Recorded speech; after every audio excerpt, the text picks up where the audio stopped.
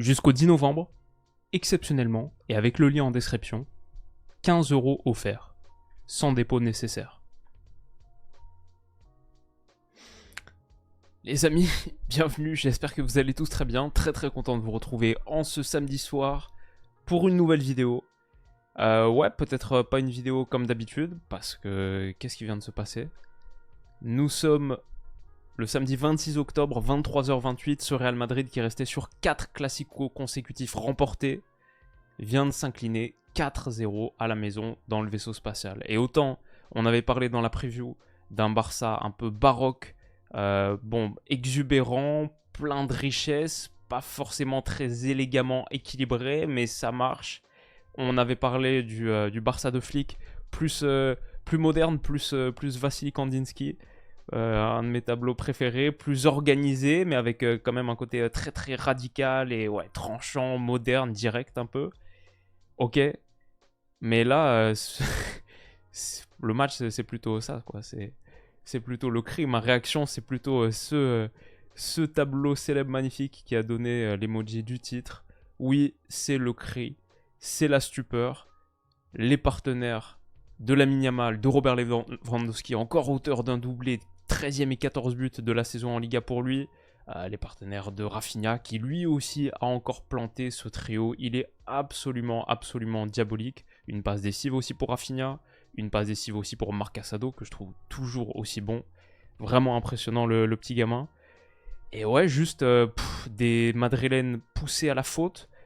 Vinicius, Mbappé, muet. Mbappé double buteur, mais les deux refusés pour hors-jeu. Le deuxième flagrant, le premier un petit peu moins. Enfin, oui, il y était, mais je veux dire de moins. Mais simplement un Real Madrid qui a jamais réussi à trouver vraiment la bonne formule dans le dos de cette ligne haute du Barça. À la fin, ça termine 12 hors-jeu à 1, 12 hors-jeu pour le Real Madrid, 8 pour le seul Kylian Mbappé. Quand est-ce que ça remonte un match avec 8 hors-jeu pour un seul et même joueur, 12 pour une seule équipe? Un Real que j'ai trouvé techniquement emprunté aussi, pas très élaboré, pas très bon, mais il y a vraiment quelque chose à redire, je pense, de l'approche de Carlo Ancelotti et l'approche qui va au-delà de ce match, mais même de la saison en entier. Ouais, on avait parlé analyser ce match contre Dortmund. Ils étaient revenus avec la confiance, avec le fait que c'est le Real Madrid, avec la qualité technique extraordinaire qu'ils peuvent empiler sur les postes offensifs, avec la folie dans laquelle ils sont capables de faire basculer les matchs au Santiago Bernabéu. Mais là ils ont vraiment été exposés. C'est pas assez. Et ce sera pas assez cette saison de produire uniquement ça. Bon, malheureusement, mon logiciel de capture a fait défaut. J'ai la première heure qui a sauté là, quasiment les 55 premières minutes. J'ai pas les images, donc ce sera pas de l'analyse tactique aussi approfondie que d'habitude. Mais voilà, les longs ballons Militao, Vinicius, dont on a beaucoup parlé contre Dortmund, ce jeu extrêmement direct sur la phase de préparation, quasiment aucune séquence qui passe par le milieu de terrain, c'est trop pauvre, c'est pas assez. Et aussi sur la phase défensive, je dirais pour le Real Madrid, être comme ça dans ce 4-4-2, mais en vrai qui est vraiment du 4-4-0, parce que ni Mbappé ni Vinicius sont capables, par exemple, de bloquer un mouvement intérieur de Casado comme ça. Barça beaucoup plus fluide, difficile à contenir, mais quand je vois une petite course comme ça, de Casado entre les deux, et Mbappé qui tout de suite abandonne, c'était facile pour le Barça de trouver du jeu intérieur, et en plus, avec les déplacements de joueurs comme Pedri entre les lignes, de Rafinha entre les lignes, et Lewandowski qui peut toujours menacer la profondeur, et Lucas Vazquez qui n'est pas Dani Carvajal, et même contre Dortmund ça avait déjà coûté les deux premiers buts, une ligne de 4 qui ne sait pas exactement comment s'aligner, celle-ci qui est vraiment prise dans le no man's land parce que livrée à elle-même et Casado dans un fauteuil. L'approche défensive du Real Madrid me semble pas suffisante non plus. Dans un match où tu es plié 4-0 par ton grand rival, forcément, il y a beaucoup de choses à redire.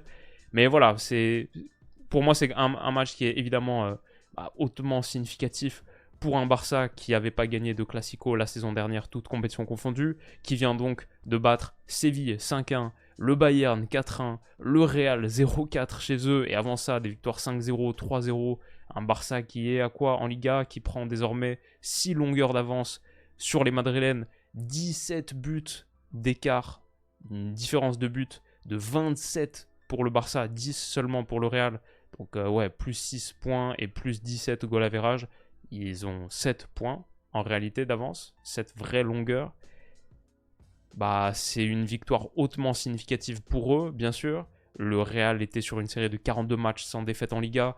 Le record, c'était le Barça avec 43. Donc ce record-là est aussi repoussé, conservé. C'est une victoire significative pour le Barça, mais c'est aussi une défaite qui marque, je pense, un tournant dans l'approche de ce Real Madrid. Ce qu'on a vu et même ce qu'on voit du coup depuis le début de saison, masqué par plutôt des bons résultats. Mine de rien, c'est la première défaite du Real cette saison en Espagne. Bah, tu vois que contre les gros, ce sera pas suffisant. Dans les gros matchs, je sais pas, par exemple, le Real joue, bon là c'est Milan, mais par exemple Liverpool dans pas si longtemps. Ouais, tu dis dans ces gros matchs-là, ce sera pas suffisant pour aller gagner un titre cette saison, un titre majeur. Ce sera pas suffisant. Et ouais, juste une démonstration de force, une humiliation. Lewandowski est top, la qualité de son jeu en profondeur, de finition aussi. J'ai trouvé que sur les 2 buts, cette frappe extérieure de surface, il la touche qu'une seule fois hein, sur la passe de Casado. C'est juste ce contrôle-là pour se l'amener. Et après, il la touche plus jusqu'à sa frappe extérieure de surface, parfaitement placée hors de portée de Lunin. Franchement, Lewandowski, il est vraiment sur un nuage. Comme on a dit, 14 buts en 11 journées de Liga pour lui. Et aussi la tête, j'ai pas l'image, là, je l'ai peut-être, je suis allé la chercher sur Twitter. Ouais, la tête là, comme ça, croisée, décroisée, à 8-9 mètres, mais parfaitement ras du montant, elle est sublime aussi. Ouais, lui, il est vraiment absolument en feu, à l'image d'un Barça qui est au 7ème ciel. C'est assez fort ce qu'ils sont en train de faire. Et ils ont à la fois un jeu de préparation qui est beaucoup plus étoffé que leurs rivaux madrilènes, mais ils avaient aussi un jeu direct où Lewandowski, encore une fois, un petit peu comme ce qu'on a vu saison dernière contre le PSG, face à Beraldo, il est capable de déménager son vis-à-vis. Rafinha, la qualité de la première touche aussi, là c'est sur l'action qui amène le 3ème but. Cette frappe, pied droit de Lamine Yamal, en plus je trouve c'est ça, le Barça, chaque match nous surprend sur des choses un petit peu différentes. Et par exemple, Yamal, pied droit, je sais pas s'il a marqué beaucoup de buts dans sa carrière pied droit, mais ça, en plus en angle fermé comme ça, sous la barre, elle est assez hardcore. Je savais pas qu'il avait un aussi bon pied droit. Et après, bien sûr, il y a l'inévitable, le but de Rafinha. Mais moi, ce qui m'a choqué, c'est que même avant le 4-0, je trouve le Barça beaucoup plus proche d'aller mettre le 4ème que le Real de revenir dans ce match. Et pourtant, c'est le Real qui est censé être dans le money time, l'équipe ultime, que t'imagines tellement piqué au vif, humilié, voilà, une envie très forte de réagir. Et pourtant, c'est là, du coup, je pense qu'on a vu leur infériorité tactique criante dans ce rapport de force. Et ça montre qu'il y a quelque chose à corriger absolument parce que tu es en train de perdre 3-0 à la maison, il reste 10 minutes. Et pourtant, c'est le Barça qui a les meilleurs mouvements, c'est le Barça qui a les meilleures séquences, et c'est le Barça qui est beaucoup plus proche, comme sur ce petit mouvement intérieur de Lamine Yamal. Frenkie de Jong, là, son centre, il est repris par Militao, mais c'est le Barça qui a les meilleurs mouvements. Et du coup, pour moi, c'est pas très surprenant que, par exemple, Dani Olmo, sur son entrée, a trouvé encore des très bons intervalles par la passe. Franchement, ça aurait pu faire 3-0 beaucoup plus vite, par exemple, si Lewandowski est là, avait pas trouvé le montant.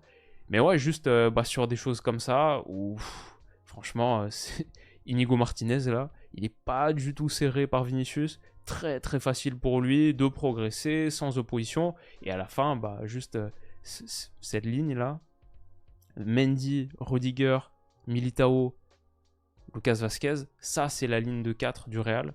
Ça c'est le 4-4-2 sans ballon du Real. Ouais, en ayant laissé progresser Inigo Martinez tranquille, qui peut mettre son petit ballon par-dessus, pour Rafinha, dont on connaît la qualité d'appel dans la profondeur, on connaît la qualité de sa première touche. C'est à la fois des erreurs criantes, basiques, mais une désorganisation totale du Real Madrid, dont le Barça non seulement a su profiter, mais que le Barça a su générer, juste parce que c'est un Barça qui est spectaculaire en ce moment. Et après, niveau finition, voilà, Rafinha, parfait, le petit ballon par-dessus. Enfin, il n'était pas parfait, ça se joue à pas grand-chose, mais c'est encore un but, encore un moment décisif pour Rafinha, un but, une passe D donc sur ce match. Il poursuit sa série splendide.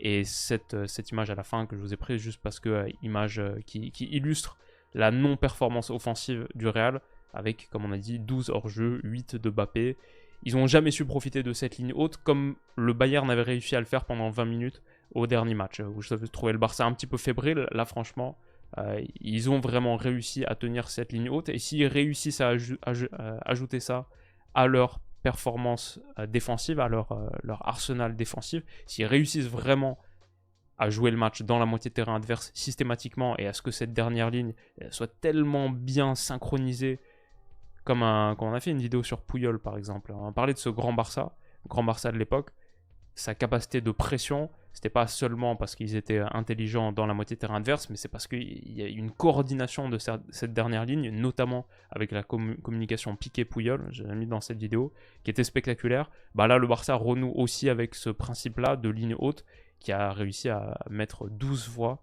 le Real Madrid hors jeu. Parfois de pas grand-chose, mais dans l'ensemble, encore un match terminé, et cette fois sans encaisser le moindre but, pour une équipe qui est offensivement la meilleure performance, la meilleure équipe d'Europe. Là, du coup, avec 4 de plus, ils doivent être à 47 buts. Toute compétition confondue, on n'est même pas en novembre. Si je dis pas de bêtises, ils sont partis pour faire une saison, comme je disais, là, c'est le rythme d'une saison à 150 buts. C'est juste lunaire si ça se produit. Ce sera moins, je pense, mais juste pour dire les rythmes sur lesquels ils sont partis. Mais si en plus de ça, ils commencent à ajouter de la solidité défensive, jusqu'où est-ce que ce Barça peut aller ? Donc voilà, finalement, que le logiciel de montage et de capture ait fait défaut sur la première mi-temps, c'est pas si grave, parce que la première mi-temps était pas ouf en vrai. Moi, j'étais très très hypé par ce Classico, et je dois dire, les 45 premières minutes, je trouvais que de part et d'autre, c'était techniquement assez pauvre. Beaucoup de passes ratées, c'était pas hyper emballant, un seul tir pour le Real en 45 minutes. Ouais, il n'y avait pas grand chose à se mettre sous la dent, mais par contre, ouais, la seconde période, c'était un peu une folie.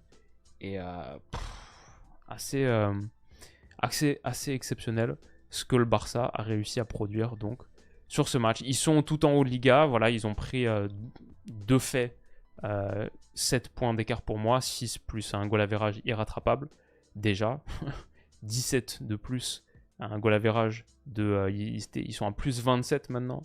Le Real, comme on a dit, et le Barça, le Barça, je veux dire, Barça plus 27 et le Real à plus 10. Donc voilà, pour moi, c'est déjà fini par rapport à ça.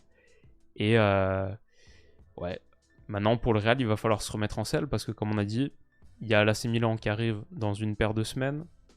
Il y a Liverpool, fin novembre. Il y a de gros matchs pour un club qui n'a pas beaucoup perdu sur ce début de saison, seulement contre Lille. Mais déjà contre Stuttgart, c'était un petit peu bancal. Et on a vu des performances pas hyper rassurantes.